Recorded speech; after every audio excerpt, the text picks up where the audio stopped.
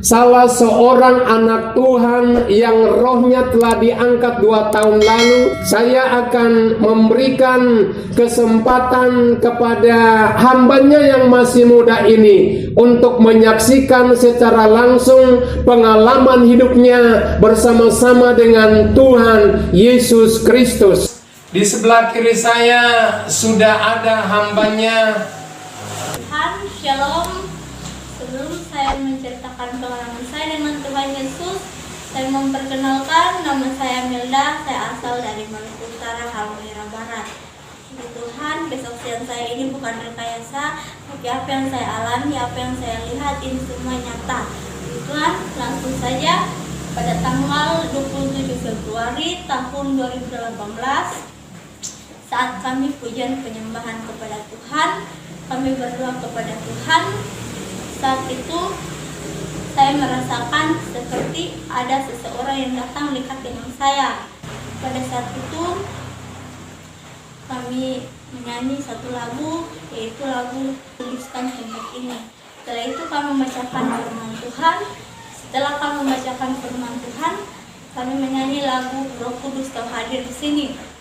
Saat itu saat sampai di ref membuka hati, saya merasakan seperti ada seseorang yang datang kepada saya. Orang itu begitu dekat dan dia begitu dekat.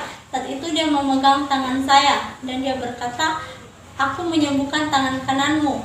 Terus dia pegang lagi tangan kiri dan dia berkata, "Aku menyembuhkan tangan kirimu." Terus orang itu memegang kaki saya dan dia berkata, "Aku menyembuhkan kaki kananmu." Terus dia pegang kaki kiri saya dan dia berkata, "Aku menyembuhkan kaki kirimu." Terus dia pegang kepala saya dan dia berkata, "Aku menyembuhkan kepalamu." Tapi dalam hati saya bingung, bagaimana orang ini datang terus dia bilang menyembuhkan saya, padahal saya tidak sakit, saya sehat. Terus saat itu saya melihat tiba-tiba dalam ruangan itu cahaya yang sangat terang. Cahaya itu sangat terang. Terus dari cahaya itu terdengar suara. Dia berkata, "Hai anakku, engkau aku pakai, engkau aku utus seperti anak domba." Saya melihat cahaya itu, saya langsung jatuh. Saya tidak berdaya, kekuatan saya habis sampai saya tidak bisa melihat lagi. Saya gemetar. Saat itu juga pada pagi hari kami naik ke kamar kami. Saat kami naik, saya sudah tidak bisa melihat lagi. Saya hanya meraba-raba, naik tangga hanya meraba-raba. Sampai di sana, lalu pada jam 8 baru saya bisa melihat. Setelah itu saya panggil teman saya, "Kalau boleh besok Tendo berdoa lagi." Saat itu pada besok hari kami berdoa lagi. Kami berdoa seperti biasanya. Kami menyembah Tuhan, kami memuji Tuhan dengan lagu yang sama seperti kemarin. Saya jujur, saya sudah orang Kristen tapi saya tidak percaya Yesus. Saya tidak sungguh-sungguh dengan Tuhan Yesus. Saat itu sebelum kami berdoa kepada Tuhan, pertama teman saya itu ajak saya. Dia tanya kepada saya karena saya gereja Pentakosta, teman saya itu gereja Protestan. Dia tanya, "Milda, kalau Moni di gereja Pentakosta itu duduk di lantai menyembah Tuhan itu penama apa?" Kita bilang kalau kata orang itu penama Beston. Saya bilang kalau boleh Tendo berdoa besok pagi. Jadi saat itu saya ikut-ikut dia berdoa. Terus pada hari kedua itu kami berdoa pujian penyembahan kepada Tuhan. Saat itu orang yang sama seperti yang kemarin datang, dia datang kepada saya dan dia berkata, "Hai anakku, engkau aku pakai, engkau aku utus, jadilah muridku." Saya bingung, kemarin dia datang dia bilang, "Engkau aku pakai, engkau aku utus seperti anak domba." Hari ini dia datang dia berkata, "Engkau aku pakai, engkau aku utus, jadilah muridku." Saat itu Tuhan memberikan saya hikmat, berarti anak domba itu membutuhkan gembala, murid itu membutuhkan seorang guru. Terus saat itu saya mulai berbicara dalam bahasa yang saya tidak mengerti. Saya berkata-kata dengan bahasa lidah. Terus saat itu saya katakan kepada Tuhan, "Tuhan, sebelum Tuhan berkati saya, Tuhan berkati dulu orang yang ada di sebelah saya." Terus saya memberkati orang yang ada di sebelah saya dengan lagu "Rasakan kuasa Allah turunlah, rasakan kuasa Allah turunlah." Tapi juga juga teman saya itu dia bisa berbicara dalam bahasa roh dan saya bisa mengartikan bahasanya. Saya berkata, engkau berkata Yesus baik, engkau berkata Yesus luar biasa, engkau berkata dia dahsyat. Terus pada pagi hari kami mulai bercerita dengan teman saya. Saat itu kami berdua, saya mengajak dia lagi kita berdoa besok pagi seperti biasanya. Tapi pada saat itu saya membangunkan dia tidak mau bangun, jadi saya berdoa sendiri. Dan saya turun ke bawah untuk berdoa menyembah Tuhan. Saya menyanyi, saya tutup mata tapi saya bisa melihat. Saya melihat itu ada 2 tiang. Satu tiang warna putih, satu tiang warna hitam. Terus tiang warna putih itu serentak menelan tiang warna hitam dan semua itu menjadi putih. Terus tiba-tiba saya langsung mengangkat lagu yang berkata, Yesus so menang, Yesus so menang, Yesus so menang, haleluya. Terus ada balasan seperti orang yang sangat banyak berkata, haleluya. Lagi saya menyanyi, Yesus so menang, Yesus so menang, Yesus so menang, haleluya. Ada balasan lagi, haleluya. Saya kaget, bagaimana saya cuma sendiri tapi banyak orang yang bisa balas-balas apa yang saya nyanyikan tadi. Saya jadi takut, terus saya mau lari, tapi saya lari itu hanya di tempat. Saya tidak bisa bergerak, punya saya berkeringat tapi saya tidak bisa naik ke atas, hanya di tempat. Saat itu saya mendengar suara yang berkata, jangan takut, sebab ada bala tentara surga sementara bersama-sama dengan engkau memuji aku. Terus saya merasa damai, saya jadi tidak takut lagi. Terus pagi hari saya ceritakan kepada teman saya apa yang saya alami tadi. Terus pada besok hari seperti biasanya kami berdoa lagi kepada Tuhan, saya dan teman saya. Saat kami berdoa kepada Tuhan, pujian penyembahan kepada Tuhan, orang yang sama datang lagi. Terus dia berkata, hai anakku, engkau aku pakai, engkau aku utus, pulang ke daerahmu, ceritakan apa yang kau lihat, apa yang kau dengar, apa yang engkau alami. Engkau harus ceritakan mulai dari Yerusalem, Yudea, Samaria sampai ke ujung bumi. Yerusalem berbicara keluargamu, Yudea orang-orang di sekitarmu, Samaria orang yang tidak percaya sampai semua orang. Terus saat itu pada pagi hari saya katakan kepada teman saya, kalau boleh besok kedua pulang. Terus sampai di situ saya, kerinduan saya, hati saya membawa saya untuk kembali ke tempat asal saya. Terus kami pulang. Dalam perjalanan kami sampai kami tiba di tempat kami, di tempat tinggal saya. Sampai di sana saya ceritakan kepada orang tua saya apa yang saya alami waktu di Manado. Terus orang tua saya mendengar, terus saya katakan kalau boleh besok pagi orang berdoa.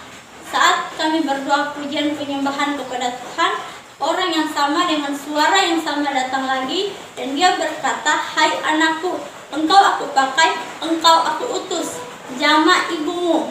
Terus tiba-tiba tangan saya memegang kepala ibu saya dan saya katakan, engkau dikutuk pada waktu usiamu 2 tahun. Terus saya melihat itu tali mengikat ibu saya mulai dari kaki sampai di telinga. Terus saat itu saya membuka ikatan itu perlahan-lahan sampai ikatan itu selesai terbuka. Terus saya katakan, hari ini engkau dipulihkan, hari ini Yesus memulihkan engkau dipulihkan di dalam nama Tuhan Yesus. Terus saat itu suara itu berkata lagi, jama bapakmu. Bapak saya itu sakit stroke, mati setengah badan, pokoknya jalan hanya tarik-tarik. Terus saya pegang kepala bapak saya dan saya katakan, hari ini engkau disembuhkan, hari ini engkau disembuhkan, Yesus yang menyembuhkan engkau, hari ini engkau disembuhkan di dalam nama Tuhan Yesus. Terus saya melihat ada satu tangan yang memberikan saya gelas. Terus saya ambil, saya minum tapi tidak ada rasa. Terus dia memberikan saya satu buah itu kecil warna merah. Saya terima, saya makan. Terus saat itu dalam hati saya bingung, ini sebenarnya maksudnya apa? Terus saya katakan, sebenarnya ini saya perjamuan. Terus dia katakan, tidak, hari ini aku mengangkat engkau sebagai nabi ya. Hari ini aku memberikan engkau kuasa untuk mengusir setan, menyembuhkan orang sakit dan membongkar dosa. Dan puji Tuhan, pada besok pagi bapak saya disembuhkan. Pada jam 7 pagi bapak saya bisa naik pohon kelapa. Bukan saya yang menyembuhkan, tapi karena Tuhan Yesus yang baik, Tuhan Yesus yang menyembuhkan. Terus saat itu pada besok hari lagi subuh kami berdoa seperti biasanya jam 5. Saat kami berdoa, kakak saya itu sering kerasukan setan. Jadi setiap hari begitu dia kerasukan setan. Saat kami berdoa, saya melihat kakak saya itu dia mempunyai 2 tanduk yang warna merah. Terus ada suara berkata, engkau harus katakan dalam nama Yesus keluar. Terus saya katakan, dalam nama Yesus engkau keluar. Terus yang ada dalam tubuh kakak saya itu dia keluar. Terus dia berkata, boleh izinkan saya 1 kali lagi tinggal di tempat ini indah. Terus saya katakan, jika engkau mau ada di tempat ini, maka akan ada malaikat maut yang mengangkat engkau akan disiksa untuk selama-lamanya. Terus ada suara katakan, engkau harus katakan dalam nama Yesus. Dan saya katakan, dalam nama Yesus. Saat itu juga dia gemetar, dia ketakutan. Dan suara katakan, engkau harus berkata dalam nama Yesus, darah Yesus berkuasa. Saat itu saya katakan, dalam nama Yesus, darah Yesus berkuasa. Dalam nama Yesus, darah Yesus berkuasa. Dia semakin takut dan dia berteriak panas. Saat itu juga dia lari, tapi dia tidak berdiri. Dia seperti merayap. Sampai di muka pintu itu dia cuma 1, tapi sampai di muka pintu dia menjadi banyak. Dia terpencar, dia menjadi banyak. Terus saat itu Tuhan tunjukkan kepada saya ada 2 layar. 1 sorga dan 1 neraka. Terus di sorga saya melihat ada banyak rumah. Ada rumah yang sementara dibangun, ada rumah yang sudah selesai, ada rumah yang baru setengah. Terus ada 1 rumah baru taruh 1 batu. Terus saya tanya, Tuhan, ini rumah siapa? Terus Tuhan bilang, itu rumah anak-anakku. Suatu saat aku akan datang menjemput anak-anakku dan mereka akan tinggal di tempat ini untuk selama-lamanya. Terus saat itu 1 layar lagi Tuhan tunjukkan, layar itu neraka. Terus saya melihat bapak tua saya, dia tidur di tempat tidur warna hitam. Terus api membungkus dia dari bawah. Terus dia berteriak, tolong, tolong, tapi dengan suara seperti orang batuk. Tidak kedengaran, tidak terlalu jelas. Terus saya melihat dia dan saya katakan, itu bapak tua saya. Terus Tuhan katakan, engkau mau pergi ke tempat yang aku tunjukkan. Terus saya katakan, terserah pada Tuhan, Tuhan saja yang bisa. Pada besok pagi saya ceritakan semua kepada orang-orang yang ada di situ, kepada orang tua saya. Terus pada besok hari waktu saya tidur, seperti ada orang yang membangunkan saya. Terus saya bangun itu jam 2. Saat saya berdoa kepada Tuhan, saya melihat di atas langit terbuka. Saat langit terbuka itu ada tangga yang warnanya kuning turun ke bawah. Terus ada awan-awan putih dan di ujung awan itu ada seperti pelangi. Terus dari situ turun 2 orang memakai pakaian putih. Terus 1 memegang tangan kanan saya, 1 lagi memegang tangan kiri saya, dan mereka mengajak saya untuk naik. Mereka katakan, mari naik. Terus saya ikut mereka, saya naik ke atas. Tangga itu sangat panjang, tapi sangat cepat saya sampai di atas. Saat itu saya naik 2 tangga lagi, terus saya melihat ada 1 meja kaca panjang besar, tidak ada ujungnya. Terus tapi di dalam meja kaca itu hanya terdapat 1 bola bumi. Bola bumi itu sangat kecil. Terus saya mendengar ada suara-suara yang berkata, aku mau mencuri, pokoknya niat-niat jahat orang. Dan Tuhan katakan, ini suara hati manusia. Ini suara pikiran manusia. Jadi suara pikiran manusia, suara hati manusia, apa yang kita rencanakan, yang belum kita kerjakan, baru rencana saja terdengar di surga seperti pakai speaker, tidak ada yang tersembunyi. Terus saya melihat lagi tubuh saya di bawah, saya lagi berdoa. Bagaimana saya ada di sini? Sebenarnya saya 2 atau 1. Terus Tuhan bilang, rohmu sementara bersama-sama dengan aku. Tubuh ditinggalkan, roh diangkat. Terus saya melihat ada 1 negara Tuhan tunjukkan, dan Tuhan katakan ini negara India. Dan saya melihat di negara India itu ada suami orang istri orang. Mereka melakukan perzinahan. Pada malam hari itu juga roh mereka diangkat dan mereka dimasukkan ke dalam neraka. Terus Tuhan membawa saya dan dia katakan, mari saya tunjukkan satu jalan kepadamu. Terus saya berjalan bersama Tuhan satu tempat yang sangat gelap. Saat itu saya melihat gerbangnya seperti goa, mulut goa.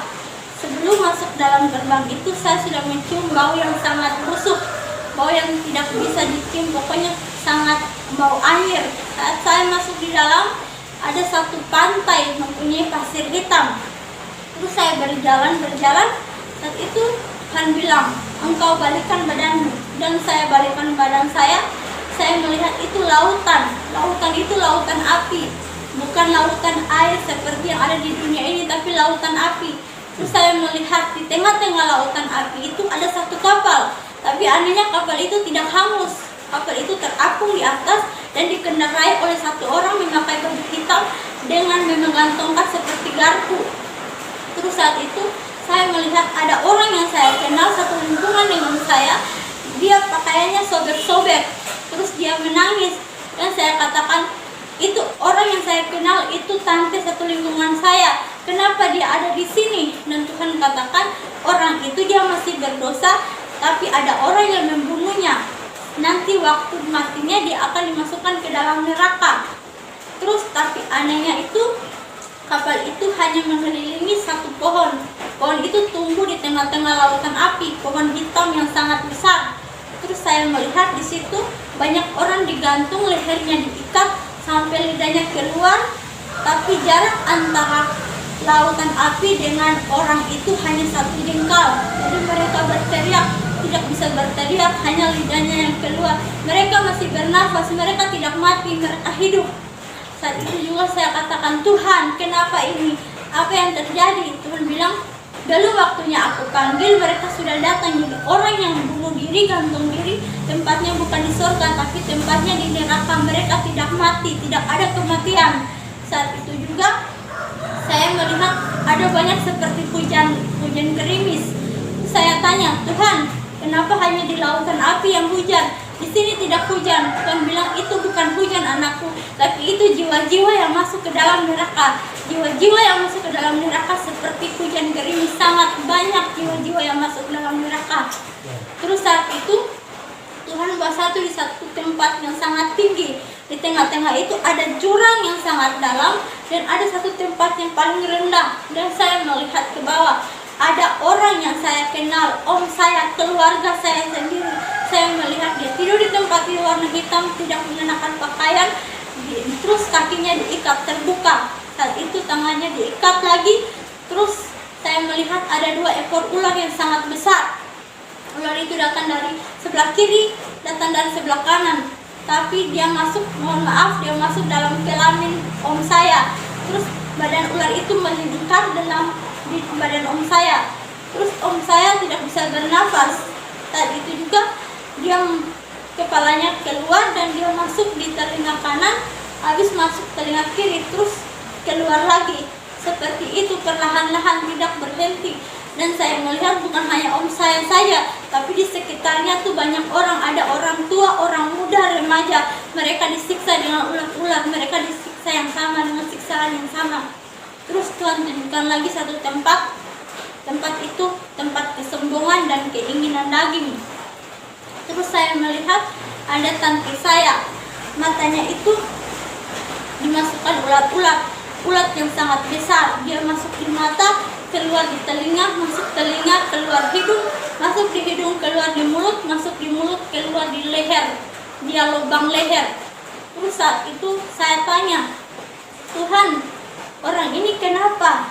Tuhan bilang, waktu dia masih di dunia, tetangganya beli barang yang mahal, dia juga mau yang sama. Jadi mata melihat, ulat masuk di mata, telinga mendengar, masuk telinga, hidung mencium, masuk hidung, mulut berbicara kata-kata yang kotor, masuk di mulut, tenggorokan makan hasil jerih payah orang, masuk di mulut, keluar di tenggorokan. Tapi anehnya, ulat-ulat itu jatuh di api, dia tidak mati, tapi dia jadi tambah banyak. Dan banyak orang yang disiksa dengan ulat-ulat itu, orang yang saya tidak kenal. saya kenal ada satu tante saya. Nah, itu juga Tuhan tunjukkan kepada saya satu tempat lain. Tempat itu ditulis Pesta Pora, dan saya melihat di situ ada kakak sepupu saya. Dia sementara goyang di atas paku-paku yang panjang seperti ini. Saat dia goyang dia goyang seperti waktu di dunia. Di dunia dia goyang seperti itu, dia tertawa. Harus di neraka dia goyang tertawa lagi. Kalau di dunia putar lagu cepat, dia goyang cepat. Putar lagu lambat, dia goyang lambat sesuai dengan musik. Saat itu mereka putar lagu Asarehe dan dia melompat-lompat. Terus saya perhatikan di samping kiri kanannya dan saya melihat satu artis yang saya kenal. Artis itu namanya Michael Jackson. Dia sementara goyang di atas paku-paku. Dia goyang dan siksaannya lebih besar dari siksaan yang lain. Terus saya melihat lagi, Tuhan bawa saya di satu tempat itu ditulis penyembahan berhala. Terus saya melihat di situ ada satu patung bertubuh manusia tapi berkepala ular naga. Kepala itu ada 7. Terus saya melihat banyak orang yang menyembah patung itu dan mereka berkata, kami sembah engkau Baal, kami sembah engkau Dagon, kami sembah engkau Astoret. Terus saya heran, mereka sembah patung itu, mereka sujud tapi sujudnya bukan di lantai, di paku. Saat mereka sujud, jika mereka tidak menyembah patung itu maka ada cambuk. Cambuk itu besi, pegangan yang tidak berduri. Semua itu berduri-duri besi dan bercabang 7. Terus saat itu ada satu orang yang dicambuk, saya lihat dia dicambuk di mukanya, terus matanya matanya sangat besar. Dia berteriak, dia dicambuk lagi, dia berteriak sampai daging-dagingnya habis, dia berteriak. Dia dicambuk perlahan-lahan, dia dicambuk, disiksa oleh iblis. Terus mereka terus menyembah patung itu, mereka menyembah seterusnya. Terus di situ saya melihat lagi Tuhan Tuhan tunjukkan kepada saya, Tuhan bilang, ini hamba Tuhan. Saya kaget, bagaimana ada hamba Tuhan dalam neraka. Saya jadi takut, bagaimana ada hamba Tuhan. Terus Tuhan katakan, ini pendeta.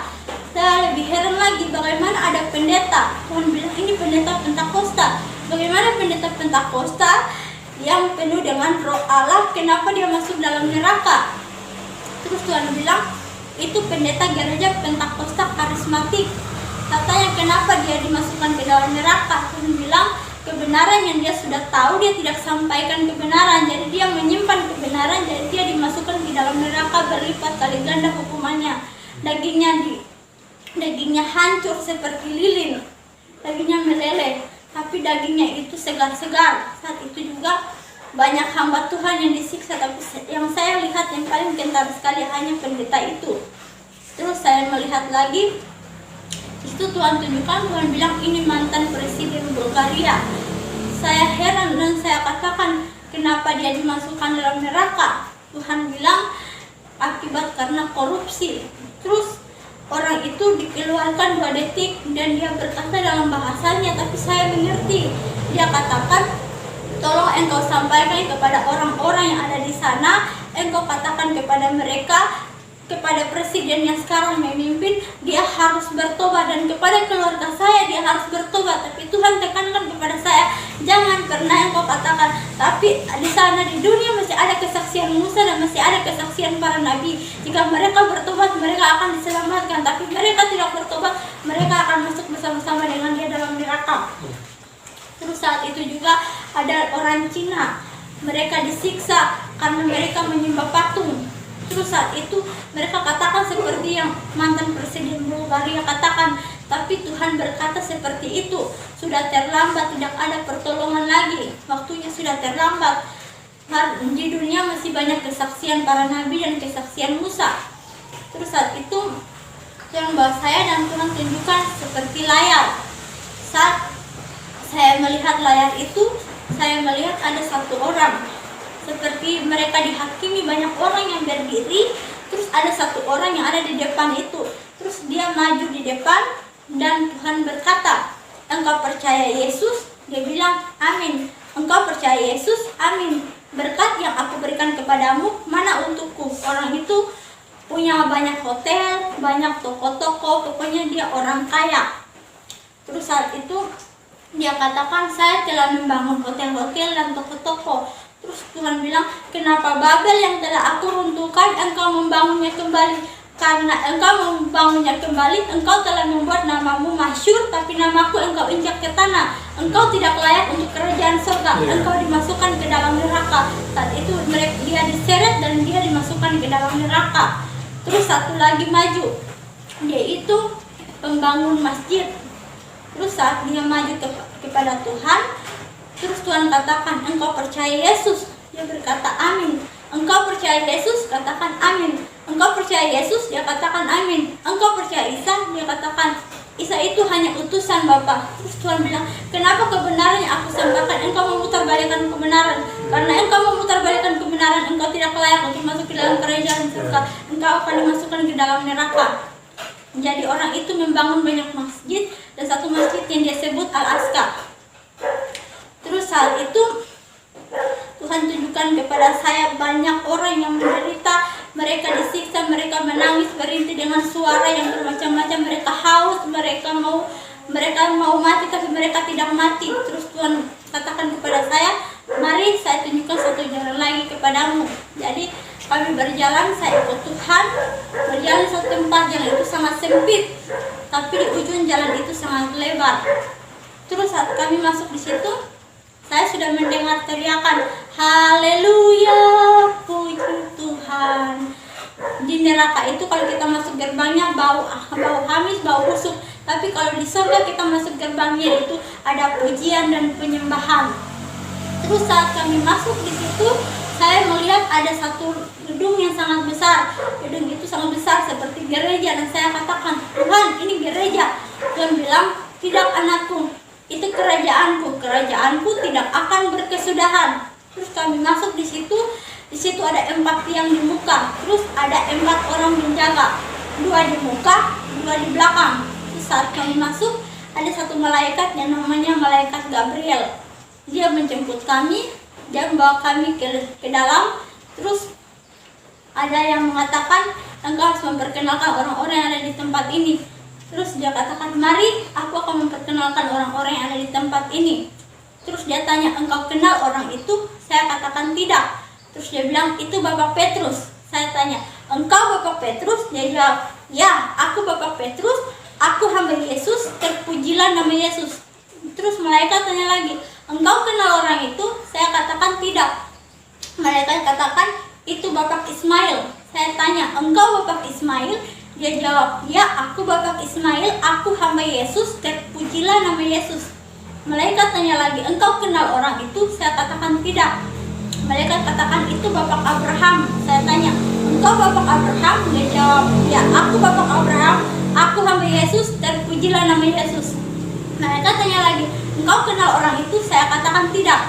Malaikat katakan, itu Bapak Yakub. Saya tanya, engkau Bapak Yakub? Dia jawab, ya, aku Israel, aku hamba Yesus, terpujilah nama Yesus. Saya bingung. Saya tanya dia, Bapak Yakub? Dia jawab, aku Israel. Saya tanya 2 kali. Saya tanya lagi, engkau Bapak Yakub? Dia jawab, ya, aku Israel, aku hamba Yesus, terpujilah nama Yesus. Dan saya katakan, bukankah Israel itu negara? Terus dia katakan, ya, aku Israel, aku Bapak Yakub, aku hamba Yesus, terpujilah nama Yesus. Mereka tanya lagi, engkau kenal orang itu? Saya bilang tidak. Mereka katakan, itu Bapak Ishak. Saya tanya, engkau Bapak Ishak? Dia jawab, ya, aku Bapak Ishak, aku hamba Yesus, terpujilah nama Yesus. Mereka tanya lagi, engkau kenal orang itu? Saya katakan tidak. Mereka berkata, itu Bapak Musa. Saya tanya, engkau Bapak Musa? Dia jawab, ya, aku Bapak Musa, aku hamba Yesus, terpujilah nama Yesus. Di situ ada takhta Abraham yang paling bawah. Terus di atas takhta Abraham itu ada takhta besar. Takhta itu takhta Tuhan Yesus.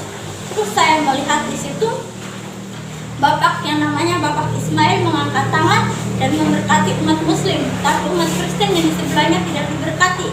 Terus saya seperti tidak terima, dan saya katakan, bagaimana ini Bapak Ismail hanya memberkati umat Muslim, tapi umat Kristen tidak diberkati? Dan dia berkata, aku memberkati umat Muslim, aku akan berusaha membawa umat Muslim untuk mengenal Isa Al-Masih secara pribadi. Terus saya seperti tantang, bagaimana aku hanya memberkati umat Muslim? Terus yang ada di takhta yang paling besar berkata, orang yang terkemuka akan terkebelakang, orang yang terkebelakang akan terkemuka, kebenaran akan digenapi. Terus saat itu Tuhan katakan, aku akan memisahkan domba dan kambing. Terus saya katakan, kambing ini manusia, bukan binatang, bukan hewan. Terus dia bilang, aku akan memisahkan domba dan kambing. Domba berbicara orang-orang yang percaya kepada Tuhan, kambing berbicara orang-orang yang menentang Tuhan. Terus saat itu malaikat bawa saya lagi di satu tempat dan dia memberikan saya buku. Saya tidak terima, saya tidak mau buku. Maksudnya apa dia kasih saya buku? Dia kasih sampai 3 kali. Terus karena 3 kali dia kasih, saya terima. Saya ambil buku itu dan saya buka. Saya melihat nama-nama. Terus saya melihat Tijalabudo, dan malaikat katakan, itu nenek saya. Nenek saya Tijalabudo masuk dalam kerajaan surga. Dan Tuhan tunjukkan kepada saya, ada nenek di sebelah tetangga rumah saya. Dia sementara memuji dan menyembah Tuhan. Dan saya lihat dia tidak tua, tapi dia muda. Saat itu dia duduk di lantai emas itu dan dia berdiri dan menyembah Tuhan. Nek, apa yang engkau lakukan di tempat ini? Terus dia katakan, terpuji oh Yesus Oka. Itu yang artinya saya memuji dan menyembah Yesus. Terus saya melihat ada anak kecil lagi. Terus saya tanya, ini anak siapa? Terus dia bilang, ini cucu saya. Ibunya sedang masuk neraka, anaknya masuk ke dalam kerajaan surga. Ibunya meninggal saat dia melahirkan anak itu. Anak itu sudah besar, anak itu sudah berjalan, tapi dia mempunyai sayap. Terus anak itu melayani orang yang ada di takhta besar, dia melayani Tuhan. Saat itu dia menjadi serafim, kalau tidak salah namanya. Terus saat itu Tuhan tunjukkan kepada saya satu kakek di depan rumah saya. Dia sementara meniup seperti musik bambu. Dia memuji Tuhan. Terus saya melihat ada satu nenek dan Tuhan katakan itu nenek saya. Nenek saya menjadi penari di dalam kerajaan surga. Dia pakai baju putih dan dia menari. Dan saya katakan, bagaimana nenek bisa masuk ke dalam kerajaan surga? Dia katakan, saya ini orang berdosa, tapi setiap subuh saya bangun tidak diketahui oleh orang-orang lain. Saya minta ampun atas dosa-dosa saya dan Tuhan mengampuni saya, memperhitungkan itu, dan saya masuk ke dalam kerajaan surga. Dan saya melihat mereka saat itu juga. Saya melihat ada banyak orang yang memuji, memainkan rebana, memainkan gitar. Saya melihat sangat banyak. Terus saat itu kami berjalan keluar dan saya melihat sekeliling taman itu ada kolam. Terus Tuhan katakan, aku akan datang seperti pencuri, tapi aku tidak mencuri. Aku akan datang untuk mengangkat anak-anakku yang percaya kepadaku. Saat itu juga dia katakan, bumi akan dihancurkan, bumi akan dibinasakan, bumi akan dihancurkan dan digantikan dengan bumi yang baru. Bumi yang lama akan dihancurkan, bumi yang baru akan datang. Terus saat itu juga kami keluar di taman itu dan saya melihat ada satu pohon yang dilindungi dengan pagar. Pohon itu mempunyai buah yang sangat banyak dan di sekelilingnya ada 2 orang memegang pisau yang bengkok, memegang keranjang, dan mereka katakan, panen, panen, panen, panen. Terus saya bilang kepada Tuhan, Tuhan, boleh izinkan saya minta 1 buah pohon itu, saya mau makan. Terus Tuhan katakan, belum waktunya, belum saatnya panen. Panen lagi 2 detik. Jika engkau percaya kepadaku, jika engkau percaya sungguh-sungguh kepadaku, akan ada perkawinan anak domba Allah. Jika engkau percaya kepadaku, engkau akan diundang dan akan makan dari buah pohon itu. Terus Tuhan katakan, engkau harus kembali. Saya katakan tidak. Saya senang di sini, tempat ini indah, saya sudah tidak mau balik lagi. Biar saja. Tuhan bilang, engkau harus sampaikan, engkau harus kembali. Saya bilang, tidak, saya tidak mau. Saya suka di tempat ini. Tuhan bilang, engkau harus kembali dan engkau harus katakan. Ada 4 pesan Tuhan yang engkau harus katakan untuk seluruh umat manusia. Yang pertama itu bertobat, bertobat, bertobat. Yang kedua, beri diri dibaptis sesuai dengan kebenaran firman Tuhan. Yang ketiga, akan ada pencurahan. Dan yang keempat, akan ada pengangkatan kemuliaan. Demikian dan ya, Bapak Ibu Saudaraku yang diberkati Tuhan, demikian kita sama-sama telah menyaksikan kesaksian yang luar biasa ini Mari ada poin-poin yang penting yang ditekankan oleh Tuhan di dalam penglihatan ini atau di dalam kesaksian ini. Mari kita perhatikan dengan sungguh-sungguh.